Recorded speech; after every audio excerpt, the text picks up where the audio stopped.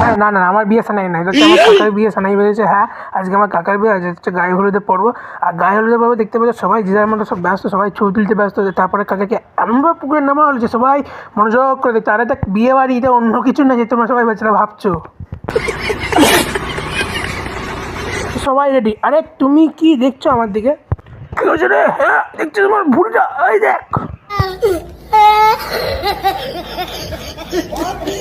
তো এরপরে সবাই কাকারা সবাই নাচানাচি গানাগানি করছে, আর সবাই মিলে নাচছি গাইছি। এবারে গাইতে গাইতে সব ঘরে চলে গিয়েছে, আর মোটামুটি সবাই রেডি হয়ে বেরিয়ে পড়ছে। আমি খালি লাস্টে হয়ে গেছি। তো লাস্টে বেরিয়ে পড়াবো, এখানে অলরেডি বাজি ফাটানো চলছে। আর আমরা সবাই মিলে আজকে হেঁটে হেঁটে যাবো। আর আজকে এবারে মজাই মজা, এবারে সবাই মিলে নাচা আরম্ভ করছে। এখানে কাকা থেকে শুরু করে সবাই নাচছে। আরে সবাই মিলে আরে জমিয়ে মজা হচ্ছে। কাকাগুলো কেমন আছো?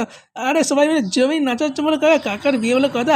এখানে বাজি ফাটানো হচ্ছে, কাকার বিয়ে বলে কথা, বাজি ফাটানো হবে দেখো না। তারপর স্নো দিয়ে এবার নাচা হচ্ছে। সেই মজা, সেই সেই।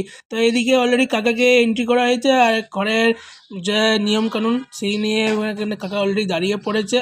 আমরা সবাই মিলে নাচানাচি আনন্দ করছি। আর এখানে দেখতে পাচ্ছ কাকাকে কি সুন্দর করে স্বাগতম করছে। কাকা শালিরা ভালোই স্বাগতম করছে। আর কি বলবো, জাস্ট অসাধারণ। মানে এই ফার্স্ট টাইম গ্রামে এরকম দেখলাম। আর তারপর আমরা কাকাকে চ্যাং দোলা করে নিয়ে গেলাম।